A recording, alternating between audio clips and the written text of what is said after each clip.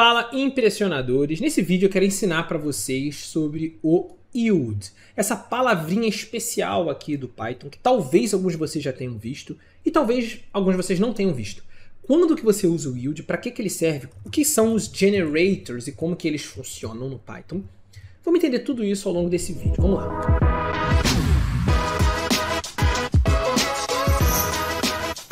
Bom, galera, se você gostou da ideia desse vídeo, já deixa o seu like aqui no canal e presta bem atenção.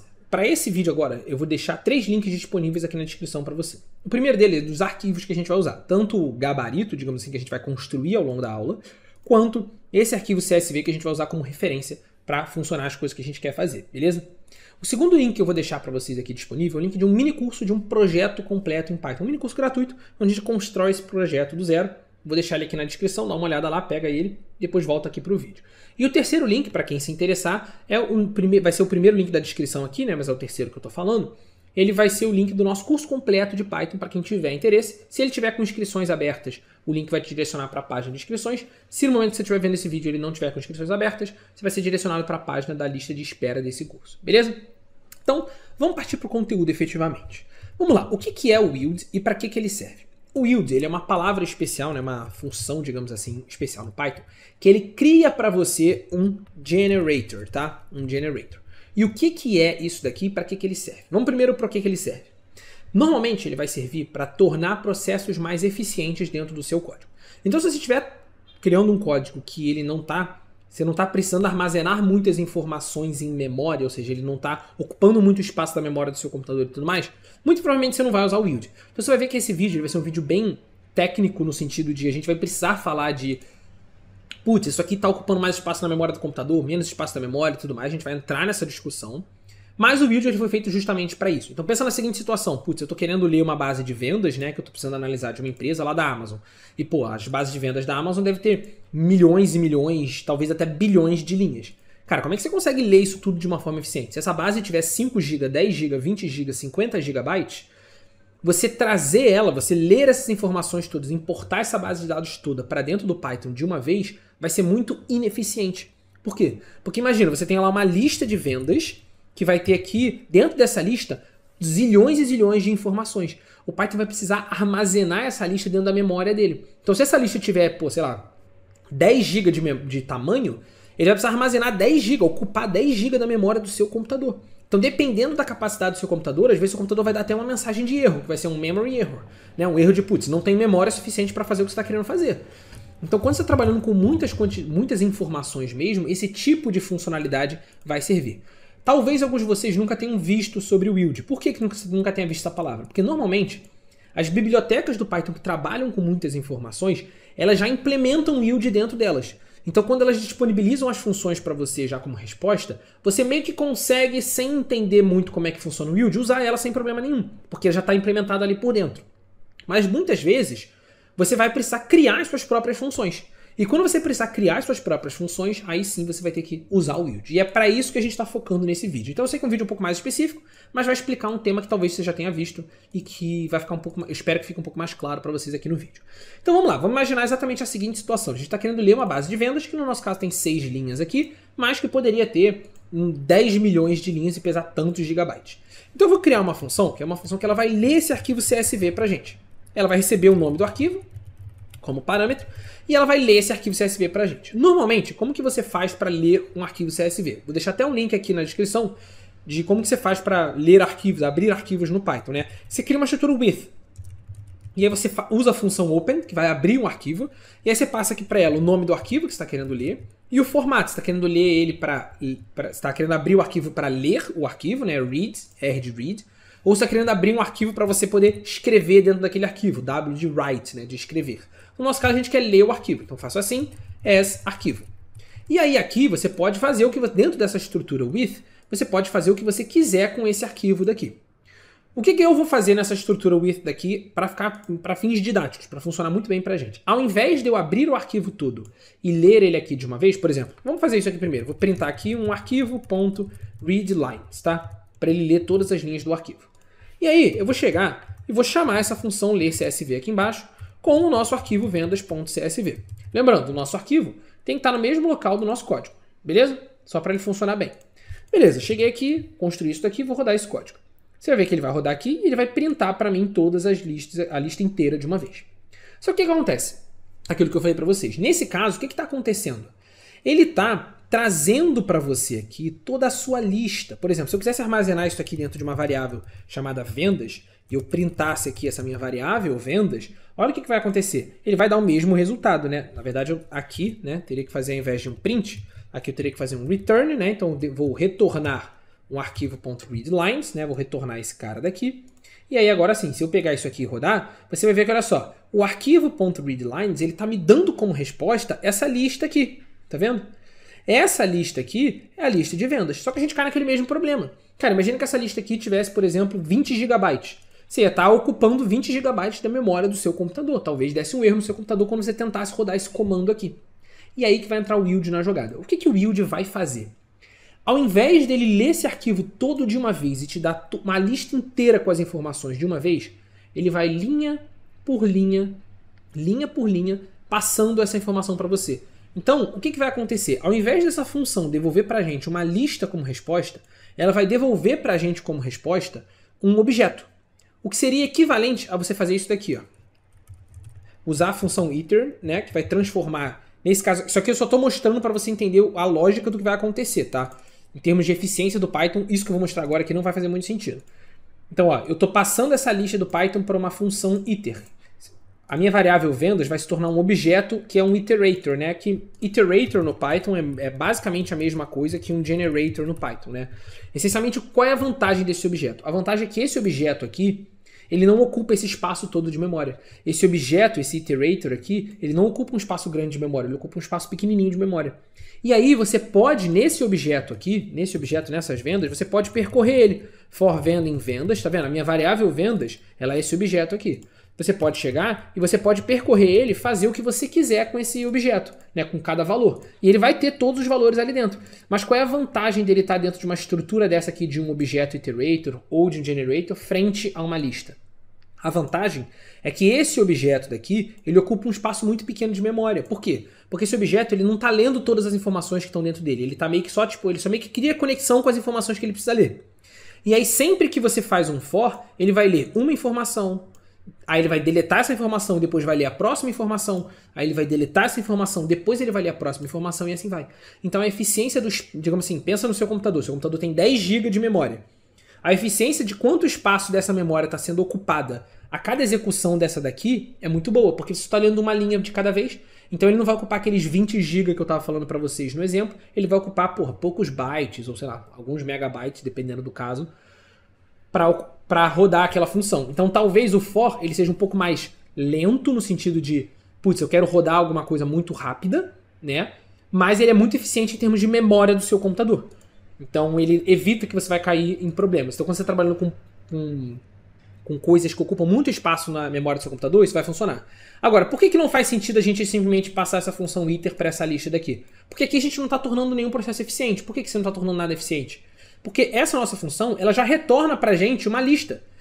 Se eu não passar esse iter aqui, essa variável vendas, ela já é naturalmente uma lista. Mesmo que você não armazene ela na memória, como essa função já está retornando para a gente como resposta uma lista que tem todas as informações, ele já está tendo que criar essa lista, já está ocupando esse espaço na memória. Então aqui não é nada eficiente. O que a gente vai fazer? Ao invés da gente fazer isso daqui, a gente vai chegar aqui e vai essencialmente fazer essa estrutura daqui. Ó. A gente vai criar uma lista de linhas, tá vendo? Uma lista de linhas. E aqui, no final dessa função, a gente vai retornar essa lista. A gente vai retornar essa lista de linhas. E aí, aqui, ao invés da gente ler todas as linhas do arquivo de uma vez, eu vou pegar a minha lista de linhas, tá vendo essa lista de linhas aqui? E eu vou dar um ponto append nela para adicionar uma linha, uma única linha. E aí, essa estrutura with, ao invés de fazer assim, a gente vai fazer assim, ó. Para cada linha dentro do open tal. Isso aqui funciona também no Python. Você pode pegar um arquivo que tem várias linhas e passar ele para dentro de um for. Quando você passa um arquivo que tem uma lista, né, um objeto que tem várias linhas, né, que no nosso caso aqui é um arquivo que a gente está lendo. Quando você passa ele para o seu for, cada objeto do for é uma linha do arquivo. Então eu estou pegando essa linha do arquivo, adicionando nessa minha lista de linhas e passando aqui para minhas vendas. Se a gente rodar o código, você vai ver que o que ele está fazendo?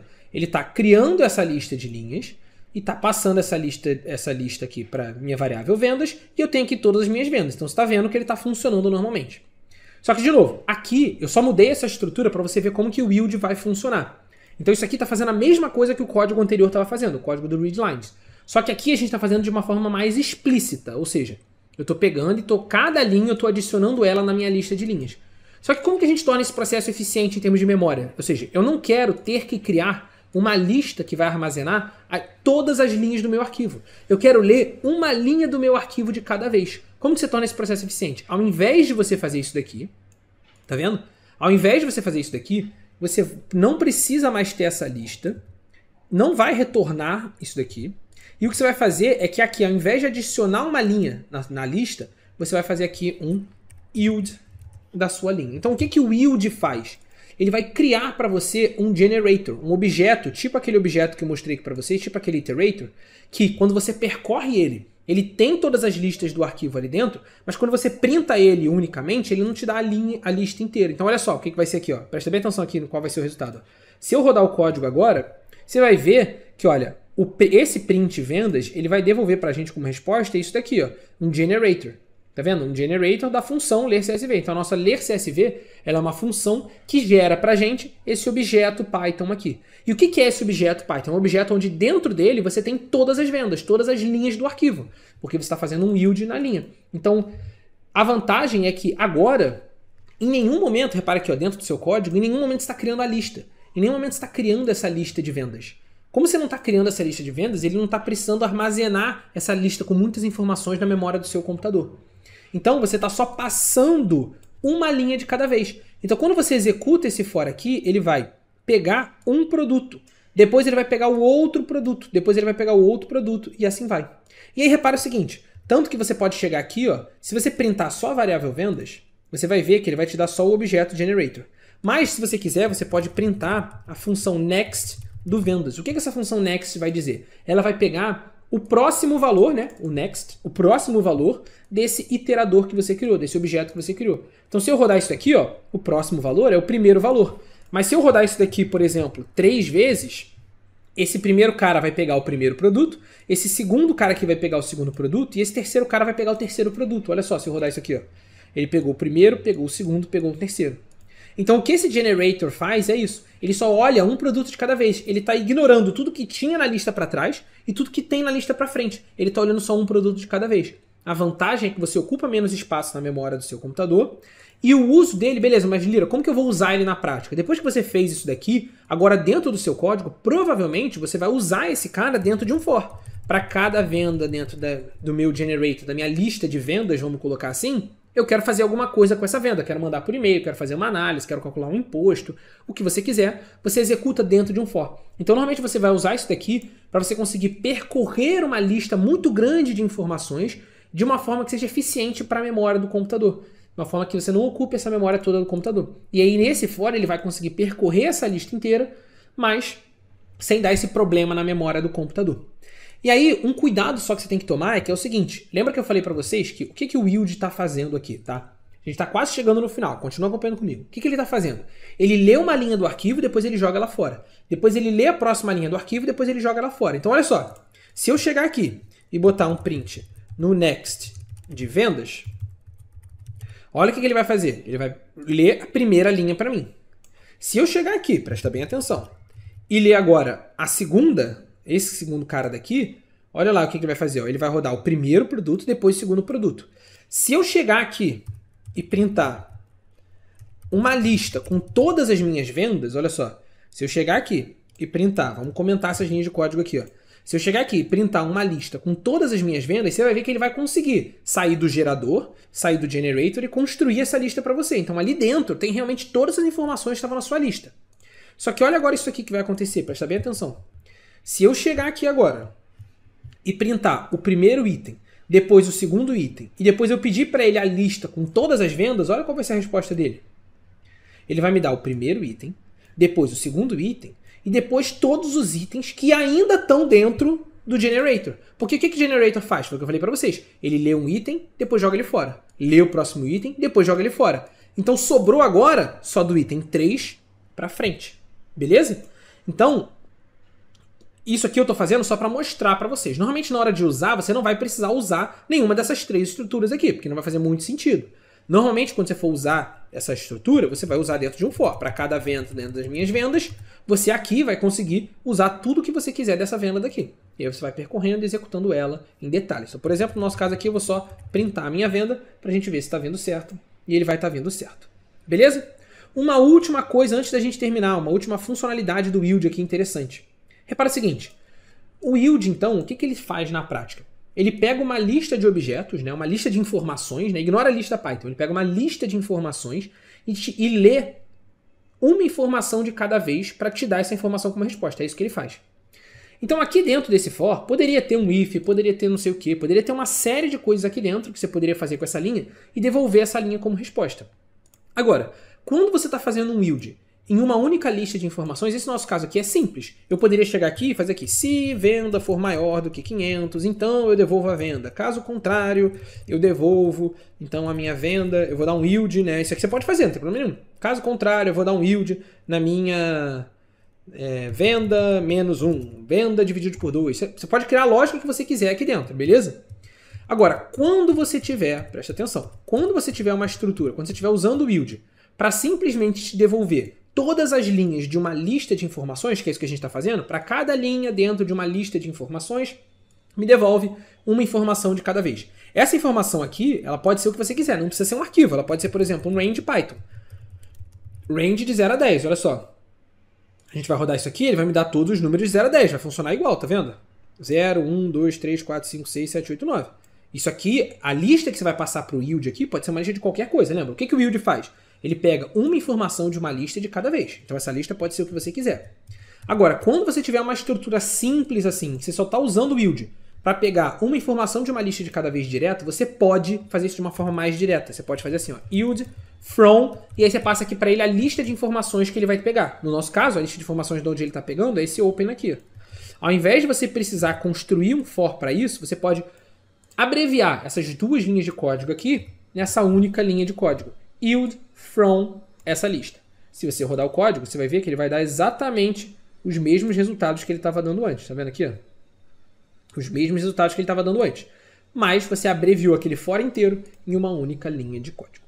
Beleza?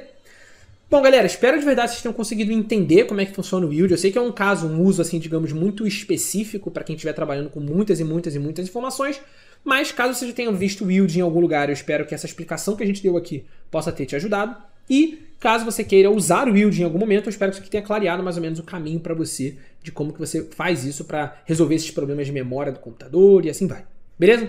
Espero que vocês tenham gostado. Se tiver alguma outra sugestão de algum conteúdo que você quer ver aqui no canal, deixa nos comentários. Um grande abraço e até a próxima aula.